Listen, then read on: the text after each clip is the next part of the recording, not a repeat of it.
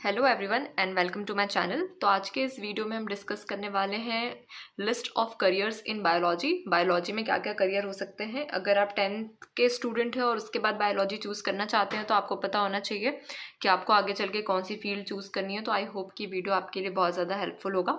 तो ये वीडियो जो है इसको मैंने पार्ट्स में बनाया है, ठीक है। तो ये इसका फर्स्ट पार्ट है, तो welcome to the first part of this video. तो इस वीडियो में हम डिस्कस करने जा रहे हैं जो फील्ड, वो है माइक्रोबायोलॉजिस्ट। कि आपने बायो लिया है और आप आगे चल के अगर माइक्रोबायोलॉजिस्ट बनना चाहते हैं तो उसके लिए क्या क्या चीज़ें इम्पॉर्टेंट होंगी, क्या क्या स्किल्स रिक्वायर्ड होंगी, आप किस फील्ड में वर्क करेंगे, आपको आपके पास कौन कौन सी ब्रांचेस होगी, ठीक है। और इन द एंड आप कितना अर्न कर सकते हैं as a microbiologist. Okay, so let's start.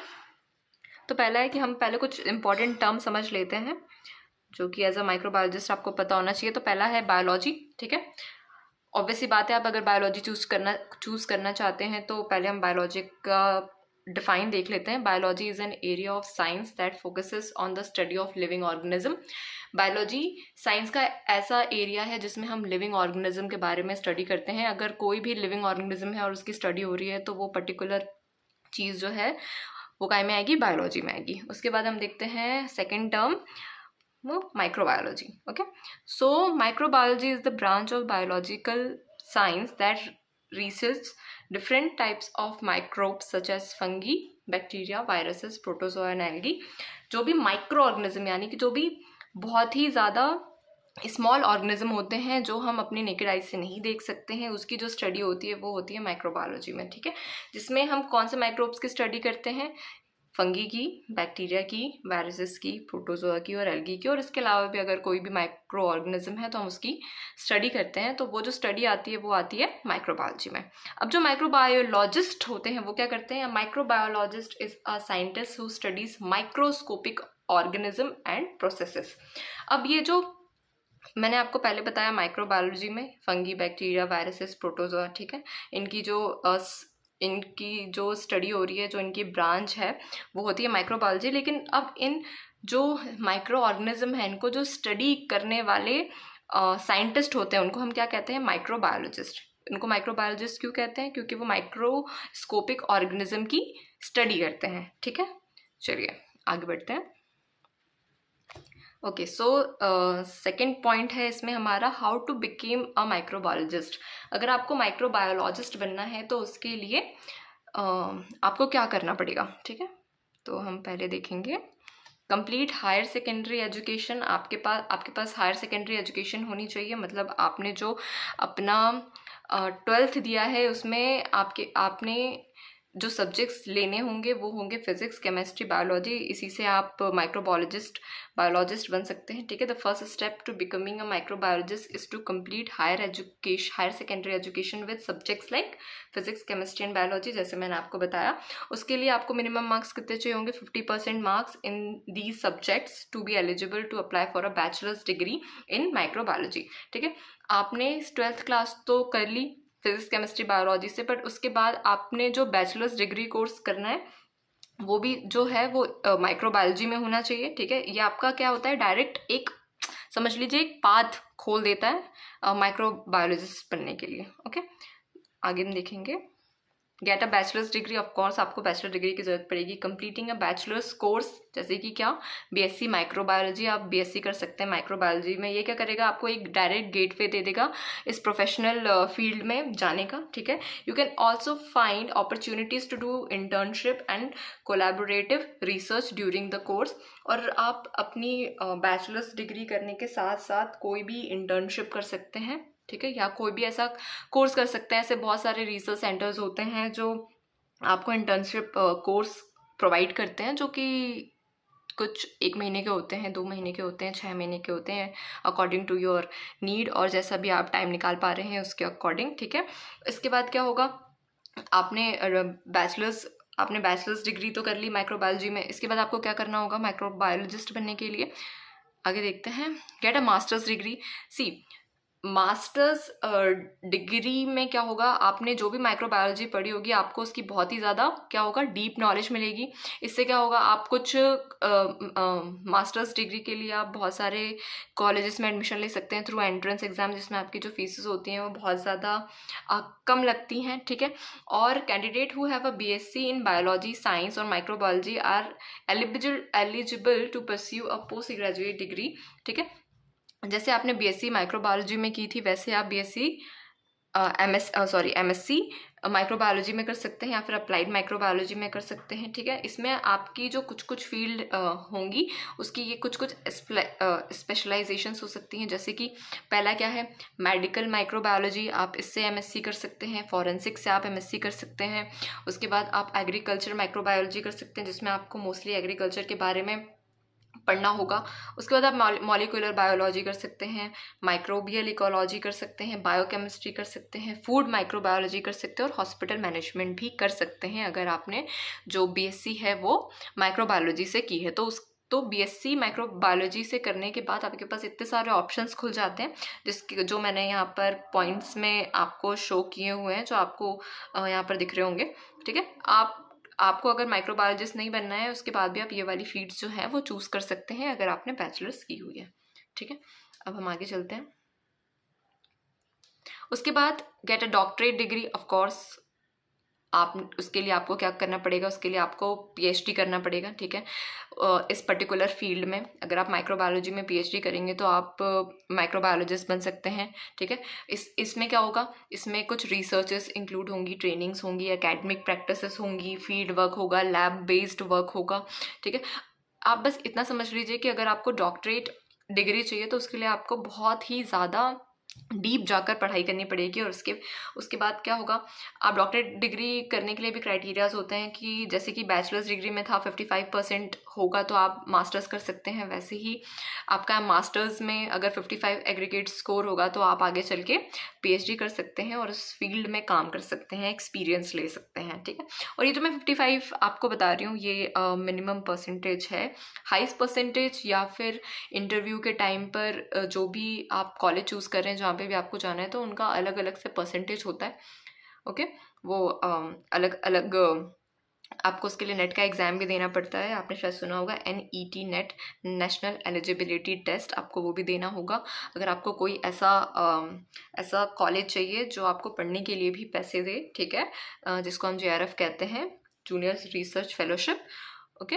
तो इन सब चीज़ों से आप जो है अपनी PhD की डिग्री ले सकते हैं और आगे परस्यू कर सकते हैं माइक्रोबायोलॉजी। और इसके बाद आप माइक्रोबायोलॉजिस्ट भी बन जाएंगे। आपके नाम के आगे असिस्टेंट या फिर एसोसिएट या फिर प्रोफेसर भी लग जाएगा, ठीक है। सो ये इसके फ़ायदे हैं, ओके। सो हम आते हैं थर्ड पॉइंट पे कि माइक्रोबायोलॉजी में आपको ब्रांचेस कौन कौन सी देखने को मिल सकती हैं जिसमें आप काम कर सकते हो बेसिकली। तो सबसे पहला है इसमें वायरोलॉजी, ठीक है। Virology is the branch of science that deals with the study of viruses. ऐसी ब्रांच, साइंस की ऐसी ब्रांच जो वायरसेस के साथ डील करती है उसे हम क्या कहते हैं, वायरोलॉजी। मैं आपको यहाँ पर जितनी भी चीज़ें हैं वो शॉर्ट में बता रही हूँ ताकि आपको बस थोड़ा सा आइडिया लग जाए कि अगर आप माइक्रोबायोलॉजिस्ट बनना चाहते हैं तो आपके पास क्या क्या ऑप्शंस होंगे। तो वायरोलॉजी जो होती है वो दो टाइप की हो सकती है। Clinical virology, the field of virology concern with the study of viruses that causes human pathologies, ठीक है। जो ह्यूमन को कॉज करने वाले वायरसेस होते हैं उनके ऊपर जो भी स्टडी होती है वो हमारी आ जाती है क्लिनिकल वायरोलॉजी में। और उसका जस्ट अपोजिट अगर एनिमल वायरसेस और वायरल एजेंट्स के ऊपर जो भी स्टडी होती है, ऐसी जो वायरोलॉजी इन सब चीज़ों की स्टडी करती है, वायरसेस जो एनिमल्स में पाए जाते हैं उनके डिसीजेस से रिलेटेड, तो उसको हम कहते हैं वेटरनरी वायरोलॉजी, ओके। चलिए आगे बढ़ते हैं। Next G, bacteriology. So virology क्या था, बेसिकली स्टडी ऑफ वायरसेस, ठीक है। Bacteriology is the branch of science that studies different characteristics of bacteria and their association with organism और डिसिप्लिन्स। बहुत सिंपल है, नाम से पता चल रहा है बैक्टीरियोलॉजी है, यानी जो स्टडी होगी वो किसके ऊपर होगी, बैक्टीरिया के ऊपर होगी, ठीक है। तो साइंस की ऐसी ब्रांच जो बैक्टीरिया के ऊपर स्टडी करती है उसे हम क्या कहते हैं, बैक्टीरियोलॉजी। ये भी माइक्रोबायोलॉजी के अंदर आता है, ठीक है। उसके बाद होगा immunology. Immunology is the branch of biology that covers the study of immune system in all organism. जो ऑर्गेनिज्म होते हैं उनके अंदर का जो इम्यून सिस्टम होता है उसकी जो स्टडी होती है वो काय में होती है, इम्यूनोलॉजी में होती है। The study of bodies defences is called immunology. बिल्कुल सेम जो भी स्टडी इम्यून सिस्टम के ऊपर होती है ऑर्गेनिज्म में उसको हम क्या कहते हैं, इम्यूनोलॉजी। इम्यूनोलॉजी की जो ब्रांच है उसमें भी उसके अलग अलग पार्ट्स हैं, जैसे कि आपको फर्स्ट दिख रहा होगा immunopathology, second toxicology, immunochemistry, fourth one is diagnostic immunology, fifth clinical immunology, and sixth immunomics, and last immuno oncology. Okay, so ये इम्यूनोलॉजी की अलग अलग ब्रांचेस हैं। आगे देखते हैं microbial ecology, the study of microbes in the environment and there interaction with each other. जो भी इन्वायरमेंट में माइक्रोब्स हैं उनकी स्टडी और उनका क्या इंटरेक्शन है एक दूसरे के साथ, वो एक दूसरे के ऊपर कितने डिपेंडेंट हैं, और उसकी जो स्टडी होती है वो होती है माइक्रोबियल ऐसे में इकोलॉजी में। उसके बाद आएंगे हम मॉलिक्यूलर बायोलॉजी।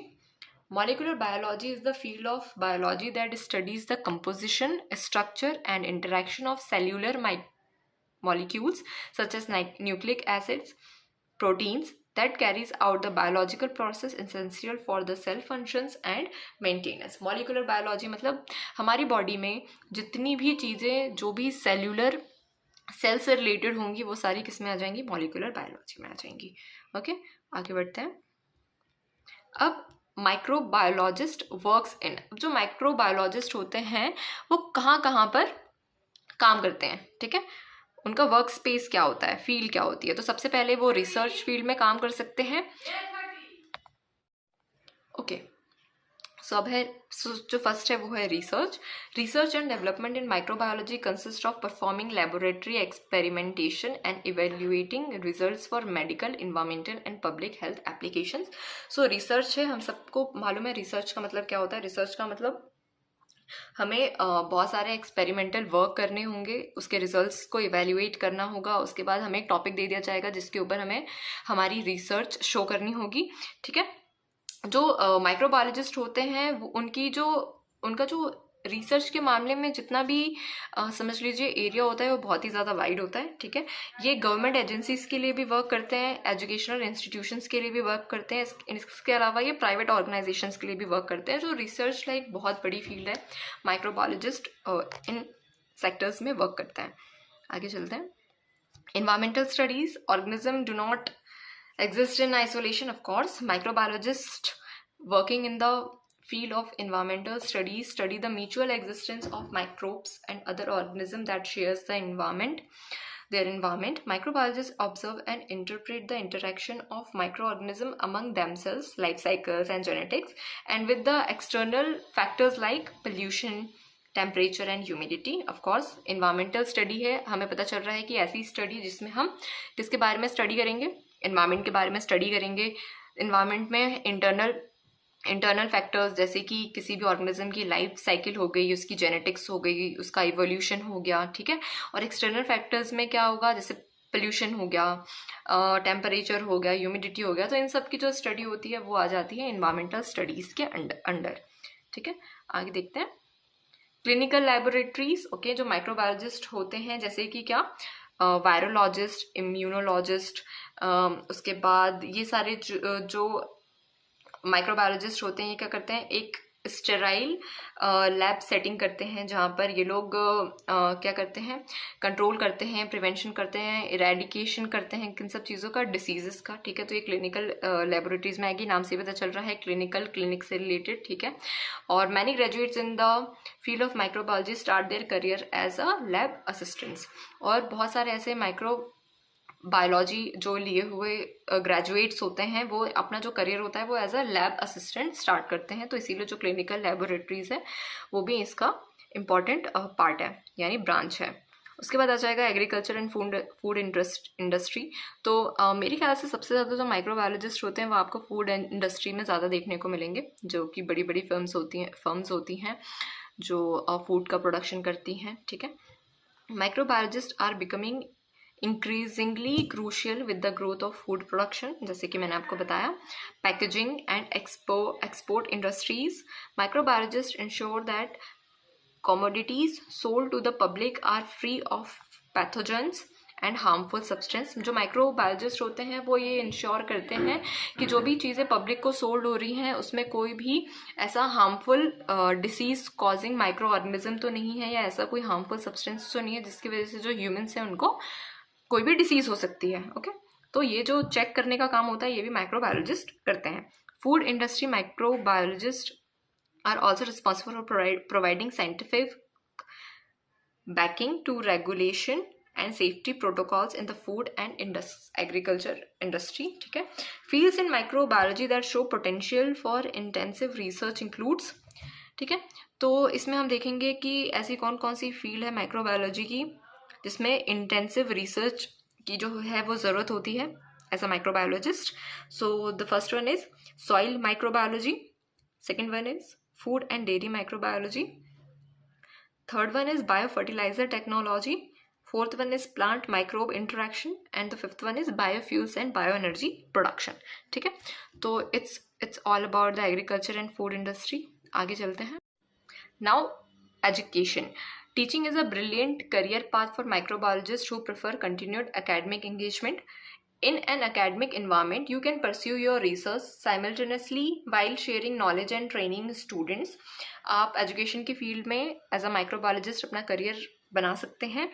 आप किसी भी अकेडमी में पढ़ा सकते हैं, वहाँ पर पढ़ाने के साथ साथ आप रिसर्च कर सकते हैं और उसके बाद वहाँ पे जो स्टूडेंट्स हैं आप उनको भी ट्रेन कर सकते हैं। ठीक है, universities offer a highly conducive work environment and good laboratory facilities in exchange for lectureship. और अगर आप किसी भी अच्छी सी यूनिवर्सिटी में लेक्चरर हैं और वहाँ पर आप लेक्चर देते हैं तो वो बदले में आपको बहुत ही अच्छा वर्क एनवायरनमेंट और अच्छी अच्छी लेबोरेटरीज में काम करने का मौका भी देते हैं। ऑफकोर्स इससे आपका एक्सपीरियंस भी बढ़ता है।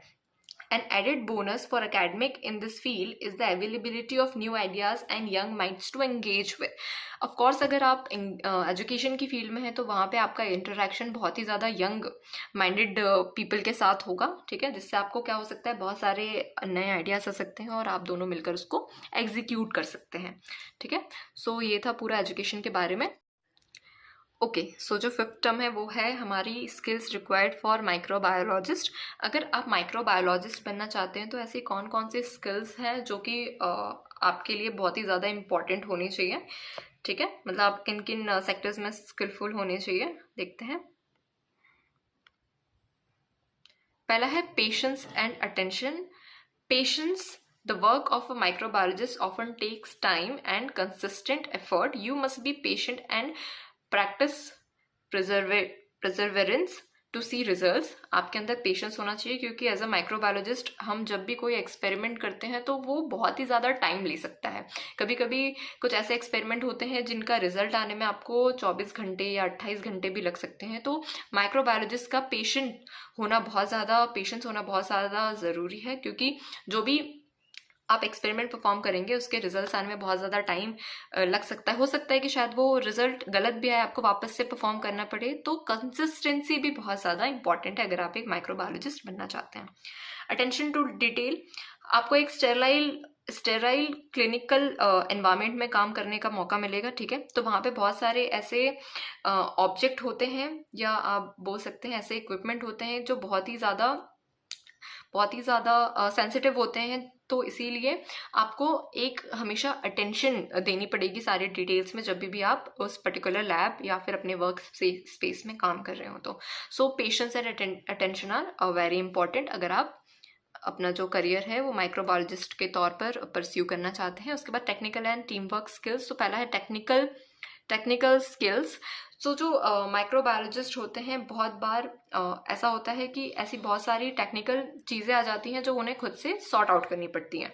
तो उनका इस पर्टिकुलर मतलब टेक्निकल स्किल्स भी उनकी बहुत अच्छी होनी चाहिए ताकि जो उनका काम है वो बहुत ही ज़्यादा स्मूदर तरीके से हो सके और वो अपना बहुत सारा जो टाइम है वो भी बचा सके, अपने एफर्ट्स बचा सके किसी और को कॉल करके बुलाने में अगर कोई भी चीज़ बिगड़ रही हो तो इसलिए टेक्निकल स्किल्स भी ज़रूरी है। उसके बाद आता है आपका एनालिटिकल स्किल्स, तो उसमें क्या होगा, आपने जो भी काम किया है, जितना भी बड़ा काम है आपका, आपको उसे एनालाइज करना आना चाहिए, उसके बाद उसको इंटरप्रिटेट करना आना चाहिए, जिससे कि भले वो जो वर्क है वो टेक्सचुअल हो, न्यूमेरिकल हो, या फिर कोई भी विजुअल डाटा हो, तो आपके अंदर एनालिटिकल स्किल्स होनी चाहिए, जिसकी वजह से आप उसको क्या कर सको, एनालाइज कर सको। ठीक है, तो ये कुछ स्किल्स थे जो एज अ माइक्रोबायोलॉजिस्ट इंपॉर्टेंट होते हैं। आगे चलते हैं, how much money a microbiologist make, तो कितने पैसे एक माइक्रोबायोलॉजिस्ट बना सकता है। ठीक है, अब हम ये देखेंगे। और हाँ, ये जो मैं नंबर्स बताऊंगी ये बहुत ही ज़्यादा नोन नंबर है, डिपेंड करता है कि आप कौन सी कंपनी, कौन सी फर्म, कौन सी इंडस्ट्री में काम करते हैं उसके अकॉर्डिंग।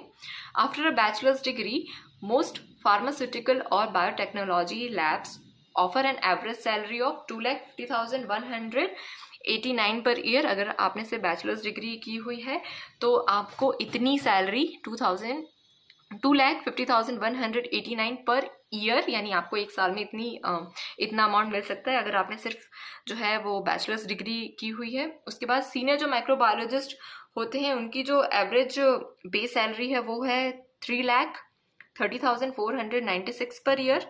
उसके अलावा अगर आप रिसर्च फेलोशिप के साथ कोई और जैसे मैंने आपको JRF बताया था, तो अगर वैसा कुछ है तो आपकी जो एवरेज पे हो सकती है वो है 4,30,474 पर ईयर। उसके बाद जो आपका PhD है, अगर आपने PhD कंप्लीट कर लिया तो ये क्या होता है कि एक आप ग्लोबल स्केल पर कितने भी पैसे कमा सकते हो। ये सिर्फ और सिर्फ डिपेंड करता है कि आपकी एक्सपर्टीज़ क्या है, आप किन किन चीज़ों में एक्सपीरियंस हो, आपका नॉलेज कितना है। इसके बेस पे भी माइक्रोबायोलॉजिस्ट को पैसे मिल सकते हैं। और ऑफ कोर्स इनकी आफ्टर PhD अगर आप एक प्रोफेसर हैं तो आपकी जो सैलरी है वो 3 लाख या आपका 2,50,000 to 3 लाख तक भी जा सकता है। ठीक है, तो मेरे हिसाब से माइक्रोबायोलॉजिस्ट एक बहुत ही ज़्यादा अच्छा करियर ऑप्शन हो सकता है आप लोग।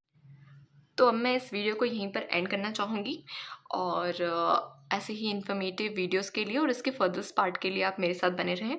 धन्यवाद।